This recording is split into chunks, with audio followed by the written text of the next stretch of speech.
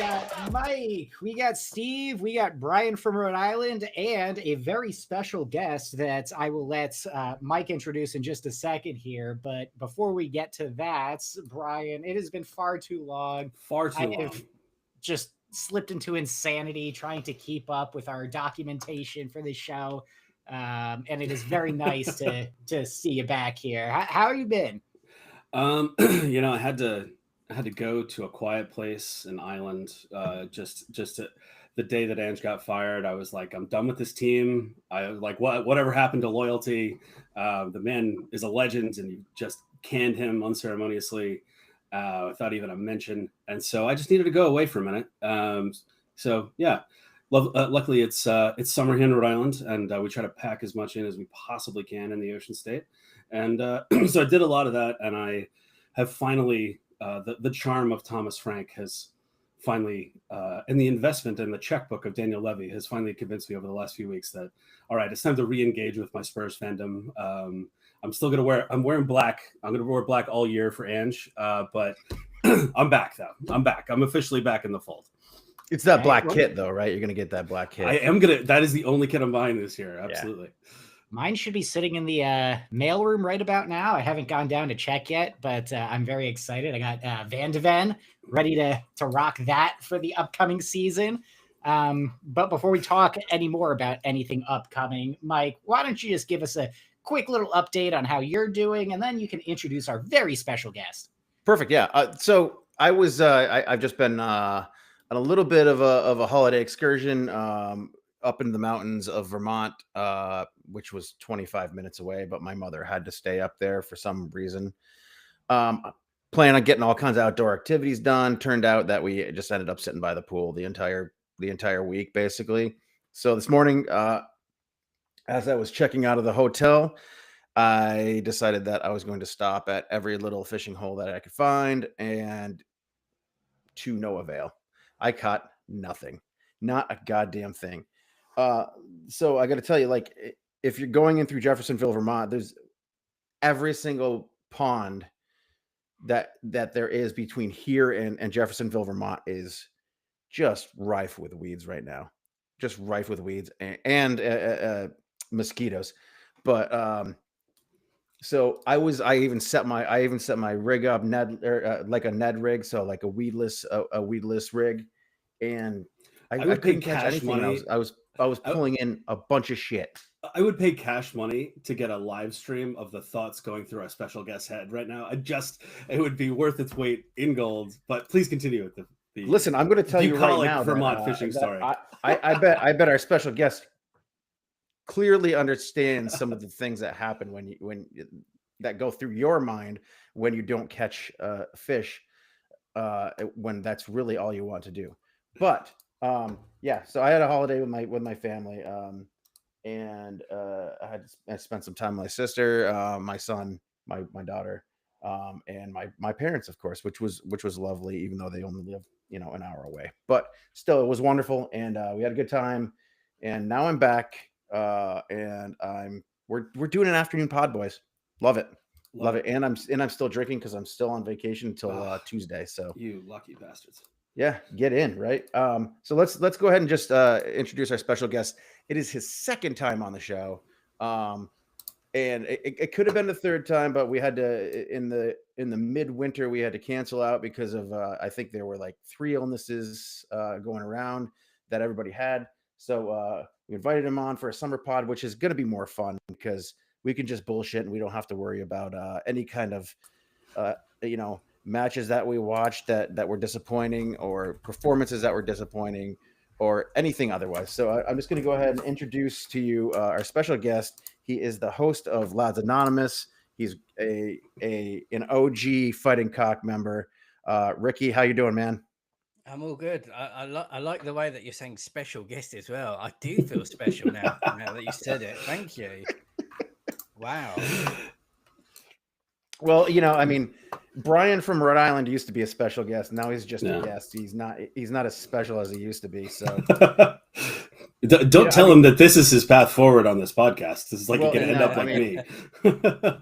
I mean, we're small potatoes compared to Lads Anonymous right now. So I gotta just come in here and I'm gonna fanboy out and compliment you on that podcast specifically, because it is like I call it like the Seinfeld of podcasts. It's a podcast about nothing, which is so fucking brilliant. And the fact that you're pulling in the numbers that you're pulling in and being so successful with it is it's just awesome to me. So congrats on that, man. Thank you very much. That's very kind words, man. But yeah, I don't know how do you reply to that. Thank you.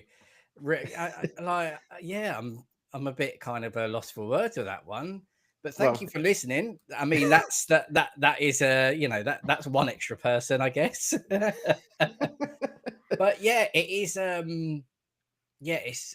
It's doing all right. It's doing all right.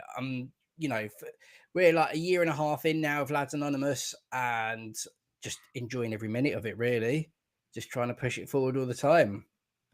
It gives me a little bit of a respite from some of the other podcasts that I listen to. So it makes me smile. Every Monday morning it makes me smile. So thank you very much for that.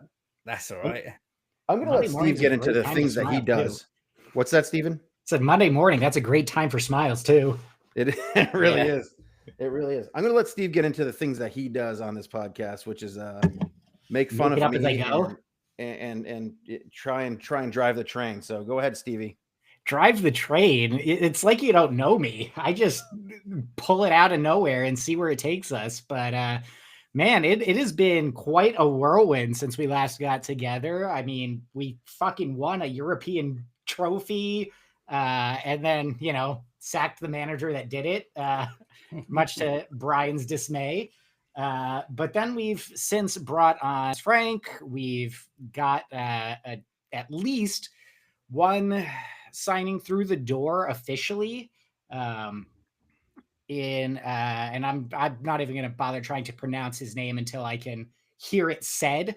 But a young Japanese center back. If somebody knows the pronunciation, please tell me, because I will butcher it. I will. And then as we're getting this set up and getting ready to go, we've got news that we've got medical scheduled for 2 new signings, very expensive ones. Kudos from West Ham and Morgan Gibbs-White from Nottingham Forest. I was wondering if you were going to try the pronunciation of Gibbs-White. So thank you. If I was that one I think I got. That one I felt comfortable with. So I guess the question that'll open it up to the group with all that information in mind, just how much coke is Daniel Levy doing right now? Listen, I don't know how much coke he's doing. I don't know. He might be sitting on Joe Lewis's boat, just like saying, fuck it, just throwing all the money in the air. Just ripping lines. Like, did it become legal at some point in England? Am I missing something here? Because this is Wolf of Wall Street action, man. Right now, they're just on the boat. They're dancing, having a good time, throwing money around. I don't know what happened. I guess word is that there is a cash injection coming, but that's yet to be seen. Yeah, so from quickly, obviously the Gibbs-White news broke just before we're about to record, and from what I can see, that there has been or there's going to be a cash injection. And the quick glimpse I saw, I might be wrong, but it might be a sponsorship or something that's coming or on the horizon. I think someone said, I don't know if Ali Gold actually mentions it somewhere as well, or that's what he expects. This is where that money has come from. I suppose that, over the next few hours and even tomorrow, it will become, it'll unveil itself as to where this money has come from. But long may it continue. Yeah, I'm personally excited for it. I mean, there's some interesting players in there. Also, the news that apparently the Romero to Atletico saga probably has ended right now. It seems like they must have walked away. I don't know what they were expecting, thinking that they could just walk into Levy's office and boss him around. But That's another interesting one. I think most of us, at least here stateside, kind of expected him to go after Ange got sacked. How are we feeling about the potential that he stays another season? Brian, I'll let you gonna take s- this one. Okay. You're a I would- Romero stan. I know it's going to be problematic here not to yield to like the proper expert who is much more well known for his thoughts and opinions here. But I got to tell myself you're actually on the show. You're not just listening, so you get to offer your opinion, right? Yeah, I mean, I think first of all, the business battlefields of Europe are littered with the casualties of people who tried to strong arm Daniel Levy, which is, I think we know at this point, for all of his faults, and they are myriad, but for all of his faults, he is not a pushover, and he will absolutely, if he does a deal, he will do it to extract, we hope, maximum value, with the possible exception of a then exciting, but sadly ultimately disappointing French phenom to remain nameless. But yeah, I mean, I think I was thinking the other day about how these two managers right in a row, Ange and Thomas Frank, one of the first things that people mention is just how big of personalities they are.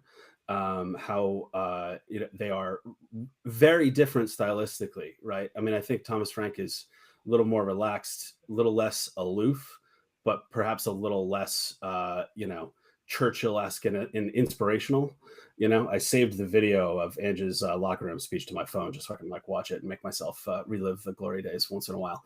But Thomas Frank, I mean, he said that it's going to be, I think I just saw some mention, it wasn't an official interview, but basically about how he knew he had work to do, right? I mean, I think that he's very well aware of the situation, of the allegiance to the former managers. I don't think you should read too much into, oh, this person said, like Ali Gold, as you were saying, Ricky, loves to read into, Ramiro posted his goodbye message on Instagram within hours of, Thomas Frank being announced. And it's just like, I honestly don't think that Ramiro put that much thought into it. I think that he's guilty of many things. Overthinking things is probably not a strong suit of his.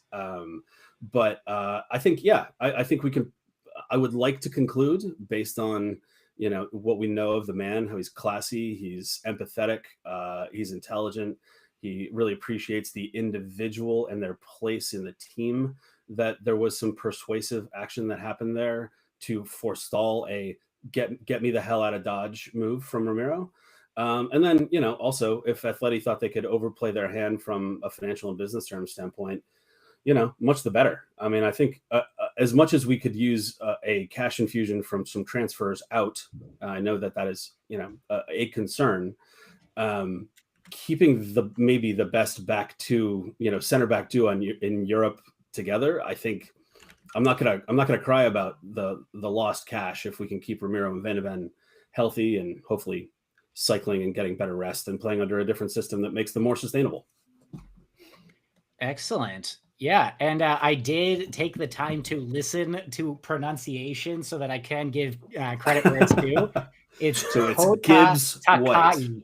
Oh, okay. It's they also do that thing where depending on what you're looking at, sometimes it's Takai Kota. It's kind of like that Son Heung-min versus Heung-min Son type situation. Right. I've got no idea what that's about. I will say, completely unrelated to that, there's a YouTube channel, Real Japan, which is absolutely fucking hilarious. It's like one of those, how do you say this in Japanese? And then it's just all the nonsense that goes along with trying to learn and understand Japanese as a language. Completely unrelated, but if you get a chance, you should check it out. Those two guys are hilarious. But I digress. Back to Tottenham and what we've got coming on. So Ricky, Kota Takai. How do we feel about having another center back, another young center back from an unproven league coming in? Do you think that's somebody who's going to step into that first team, or are we seeing a loan for him?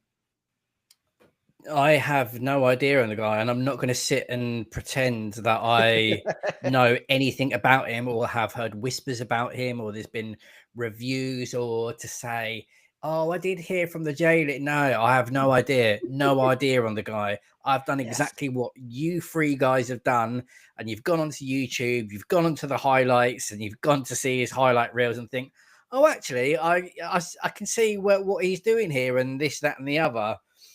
So that's where I'm at with it. But Yeah. he from the club or from Ali Gold, I can't remember which now, but he was bought to come into the first team, and he was bought to compete. So that's really interesting. And again, like you were just saying about the centre backs and how many that we have now, it kind of feels like that when Thomas Frank was at Brentford, he did shift to having three at the back and having four at the back, and that having that tactical flexibility.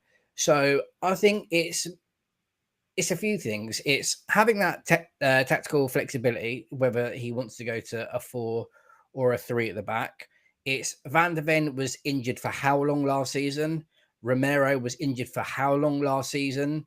Dragusin did his ACL, so he's out for ages, and we probably won't see him until December or something like that. You know, that is a huge injury. So taking those things into account, we'll have Danso, we have Davies can, deputise in there as well. So I do think we do need a fair few centre backs to play how Thomas Frank wants us to, and not forgetting we're going to be in the Champions League, FA Cup, League Cup, League, and listening to what Levy was saying is like he says that we want to win the league and want to win the Champions League. Now, I don't think this signing is going to be make or break whether we win the Champions League, but it's squad depth that we need, and bringing someone in that, I mean, Langer, he is the data guy and he's scouring the world for specific kind of attributes, what he feels like would be a good fit to replace a certain player or to be a backup or anything like that.